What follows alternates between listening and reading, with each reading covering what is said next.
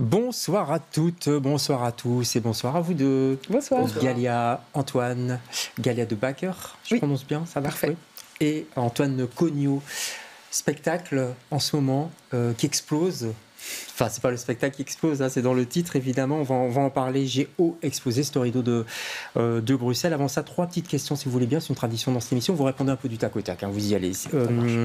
Galia, tout d'abord, si vous étiez une ville, vous seriez laquelle? À Bruxelles. D'office? Ah oui. Pourquoi? J'ai essayé plusieurs fois d'habiter ailleurs, ça n'a juste pas marché. J'ai toujours envie de revenir fort, fort, fort. Qu'est-ce que vous aimez le plus dans Bruxelles? J'aime beaucoup marcher dans les rues de la ville.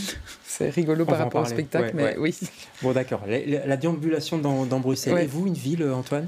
Mais je dirais Bruxelles aussi. Hein. Oh là là, ils sont pas originaux, nos invités. Non, terrible. pas trop. Hein. Il y a Stockholm qui m'est passé par la tête, mais j'y ai jamais mis les pieds et j'ai aucune sorte de fantasme là-dessus. Bah, ça tombe bien, vous êtes à BX1, donc tant qu'à faire, on va prendre. Nickel. Si vous étiez un moyen de transport. Le tram. D'accord, bah, ça colle avec Bruxelles, c'est pas mal. Ouais. Le tram. Moyen de transport? Un vélo.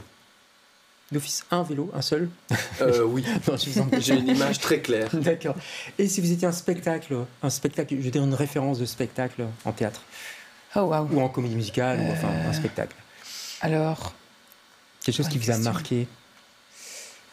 Eh ben. Allez, je dirais Les Chevaliers de Véronique Dumont. Ah ouais? D'accord. Ça vous fait rire? Bah, c'est vrai que c'est rigolo. Oui, c'est vrai que c'est drôle. Véronique Dumont, on prend. Et vous? Aïe, aïe, Je aïe. sais pas. Un spectacle de papa ou de maman? Non, ce serait peut-être, mais est-ce que c'est... Non, un truc qui vous a marqué, peut-être? J'ai envie de dire Sarmania. Ah ouais, d'accord. Ouais. Non, mais c'est solide, c'est efficace, Michel Berger, etc. Voilà.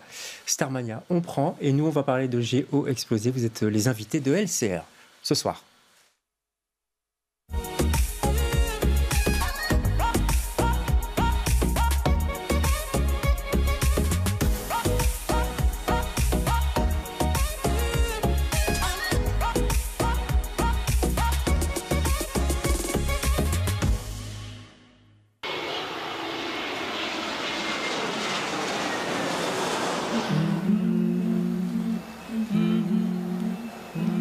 À pied, oui. Moi, je marche énormément. Oui, oui, oui. If you travel too far, it is better to go by airplane. Le vélo. Elle est drôle cette question pour nous, parce qu'on déteste les moyens de transport. On n'aime pas ça du tout. L'avion. Parce que j'aime bien, ça voyage, on va loin. Train. On fait pas partie de cet univers affluent. On n'aime pas les voitures, on n'aime pas les avions. On n'aime pas aussi Train or bus or... Oh, la voiture. Les rollers. tramway. Et on est vachement connecté à ce qui se passe autour. J'ai beaucoup d'énergie, en fait, à devoir les quitter. Parce qu'on est tout à fait libre et on échappe à la circulation. Mon physique a vraiment besoin de devoir bouger. Métro, les calèches, Les motos, les chevaux. T'habites pas. Du nord au sud, c'est bon que... Moi, c'est la Sassupan. L'expérience esthétique du pédalo à la limite. depuis la berge. Ouais. C'est l'autre bout du globe qu'on a. C'est une contrainte, il faut vivre avec cette contrainte, voilà. Ça a l'air beau, la Chine. Enfin, moi, la Chine, ça a toujours été mon point faible.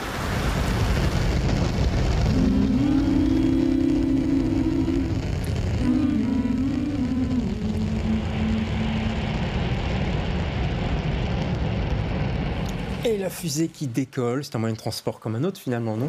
On peut dire ça, oui. Géo explosé. On cite tout de suite les 2 protagonistes aussi qui sont sur scène, Nidon Pérez et Simon Thomas. Et puis vous-même, et c'est vous à la mise en scène, Galia. Géo explosé, il vient d'où ce titre d'ailleurs? Alors, pour moi, le haut, c'est une exclamation théâtrale vraiment très, on va dire, caractéristique. Ouais. Et puis, l'explosion, c'était un peu le centre, le départ de la pièce, l'explosion dans l'espace. Ouais. D'habiter quelque part, de venir d'ailleurs, de travailler encore ailleurs et d'avoir plusieurs ancrages. Et puis après, il y a un petit jeu de mots, quoi. Parce que quand on l'entend, géo explosé, et qu'on ne le lit pas, il y a géographie oui. explosée. Oh mon Dieu, oui, effectivement. Moi-même, j'ai mis très longtemps. Oh, wow. Mais après, il y a pas de... Enfin, je veux dire qu'on l'entende, et géographie explosée, ou qu'on le lise, non, moi, je suis très contente. C'est génial, attends, oui. Géo explosée, voilà, c'est tombé, je crois que les téléspectateurs aussi, voilà, viennent de comprendre. Parce qu'on parle de géographie, on parle même de frivolité géographique. J'ai lu ça dans le dossier de presse. C'est quoi la frivolité géographique, Antoine? C'est ce dont Galia parlait, c'est un truc assez moderne, en fait, et assez contemporain d'être aussi... d'avoir autant d'ancrages différents, quoi. Il y a très peu de personnes qui vivent toute leur vie au même endroit. C'est vrai, ouais. Et en fait, on bouge beaucoup, on est dans un monde très mobile. Évidemment, quand je dis on, je veux dire les gens qui peuvent le faire aussi. Oui, les gens qui peuvent le faire, plutôt classe moyenne et privilégiée. Ouais, parce que le néo-nomadisme, comme on dit, c'est pas donné à tout le monde, mais c'est vrai que c'est un courant quand même, non? Oui, tout à fait. Je pense que c'est vraiment... La pièce, elle aborde la question à travers le prisme d'un personnage qui vit dans Claude, qui vit dans nos sphères. En Occident, avec un certain moyen financier... Et on ne parle pas, il ne s'agit pas d'aborder cette question sous l'angle, par exemple, des questions migratoires ou des mouvements dus à des questions économiques ou de guerre ou de fuite, etc. Qu'est-ce que vous vouliez pointer alors? En fait, moi j'ai vécu un moment à Cologne, je travaillais beaucoup à Saint-Vite avec l'Agora Théâtre et je viens de Bruxelles et du coup je gravitais entre ces trois lieux-là. D'accord. Et ça m'occupait, on va dire, cette chose-là d'être un peu en suspens entre ces lieux. Et quand j'en parlais à des gens, systématiquement, mais vraiment, ça m'est jamais arrivé que quelqu'un ne rebondisse pas en disant « Ah bah oui, c'est comme moi » ou alors « Oui, mais c'est comme mon cousin ». Oui, c'est comme machin. Donc ça veut dire qu'on est plein à faire ça. Et du coup, je me disais « Ok, c'est rigolo, ça parle ». Ouais. Alors la mise en scène, elle est originale parce que vous êtes 3 sur scène, mais il y a une foultitude de personnages, garçons, filles d'ailleurs, qui incarnent tous et toutes Claude. C'est ça en fait l'histoire? Ouais, on est tous les 3 sur scène, on joue Claude. Et ensuite, Claude se fait aider par d'autres petites parties de sa personne, de sa personnalité. Voilà. Vous verrez. Mais ouais, et donc on a fait un gros travail de choralité et de chœur et de comment faire pour que on puisse toutes et tous jouer ce personnage et en même temps avoir comme nos espaces à nous de singularité et toutes les facettes de ce Claude. Du coup, ça donne quelque chose de un peu loufoque, quand même. Pas clownesque, mais loufoque. Enfin, vous voyez. Oui, tout à fait. Il y a quand même beaucoup d'humour, quoi. Ouais. Après, ce sera à vous de voir si ça vous fait rire, mais en tout cas, il y a beaucoup de jeux d'humour, d'absurde. Ouais, l'absurde. Autour du trafic, de toutes ces questions-là. C'est pas nouveau d'ailleurs. Dans les années 50, un certain Jacques Tati s'y était déjà prêté. On va regarder un extrait de Trafic, justement. Regardez.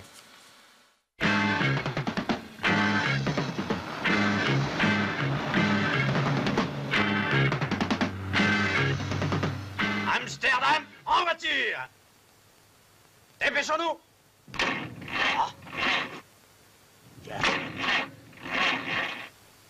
Bon. Bah ouais, alors. Parlez-moi de votre voyage. Monsieur Hulot, ça n'est pas un homme sérieux, allons. Ah, mais si. Ça alors, qu'est-ce qui se donnait comme mal? Toujours prêt à rendre service, à mettre la main à la pâte.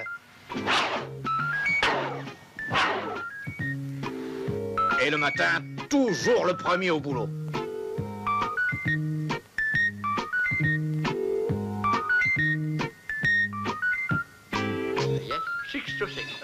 Voilà, ça c'est indémodable, c'est incroyable.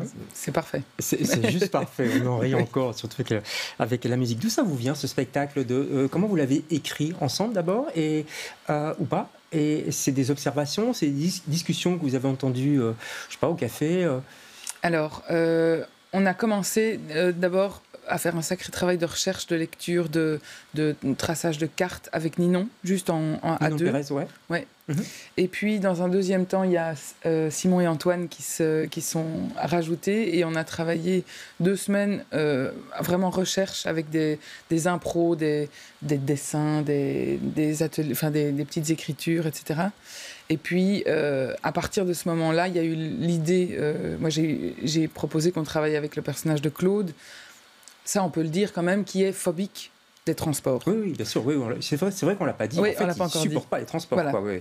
C'est ça le but, enfin le début. Quoi, cet extrait de film, par exemple, serait quelque chose de très très anxiogène, je pense, pour Claude. Ah oui, oui. Mais on le voit bien dans la bande-annonce, je veux dire, où c'est les trois Claude, on va dire. À un moment donné, je crois qu'il y a Ninon Pérez qui est surprise parce qu'il y a une voiture qui passe. Vous avez peur, vous, là je parle vraiment à vous-même directement, Antoine, de la circulation. Enfin, c'est un truc qui vous fait flipper ou pas? Vous faites du vélo en plus, donc. Oui, non, ça va. Ça va. Je suis pas la personne la plus à l'aise dans les transports. Je suis pas très fan, par exemple, d'être en voiture sur l'autoroute. J'ai toujours pas mon permis. D'accord. Voilà, mais ça va. Ça n'est pas. Ça prend pas des proportions. D'accord. Et vous? Moi, j'aime assez bien. J'adore le train. J'aime beaucoup le tram. J'adore rouler en voiture. Ouais. L'avion, j'ai une espèce d'attirance-répulsion comme ça. Attention, l'avion. Je sais. Mais ça fait des années que je ne l'ai plus pris, mais j'adore. Voilà. Ça, je peux pas. Qu'est-ce que vous avez envie que les spectateurs se retiennent de ce spectacle à la sortie? Alors, j'ai envie qu'on sorte de là avec de la joie. Et avec un petit sachet de questions qu'on peut trimballer chez soi et puis se poser quand on a envie. C'est joli ça. Ouais. Ce soir d'ailleurs, il y aura un débat avec des petites gâtes. Enfin, je crois qu'il y a une artiste et un professeur. Praticienne Feldenkrais et un chercheur en physique théorique. Ouais, donc là, ce sera très sérieux après le spectacle. Très sérieux. Ouais. Ça va parler de quoi? Je sais pas. Suspense. On va voir. Vous serez là? Vous restez, j'imagine, évidemment. Et puis il y aura un bord de scène aussi. Donc tout ça, c'est au Varia. Varia, c'est l'autre d'Ixelles. Au Rideau. C'est bien aussi le Varia, mais le Rideau, c'est très bien aussi. Ce sera le 23, je crois. Le bord de scène. Là, on pourra discuter un petit peu avec vous. Ouais. Oui, c'est ça. C'est le 16. Donc ce soir, la rencontre. C'est ça. Le 23, et puis le 23. Et j'ai pas cité Lapsus Machine, et ça, c'est votre compagnie qui produit et qui réalise ce spectacle. Merci à tous les deux d'être passés chez nous. Je sais pas comment vous rentrez, en tram ou en vélo. En vélo. En vélo, d'accord. Soyez prudents, n'oubliez pas le casque. Et nous, on se retrouve demain avec d'autres invités. Bonsoir.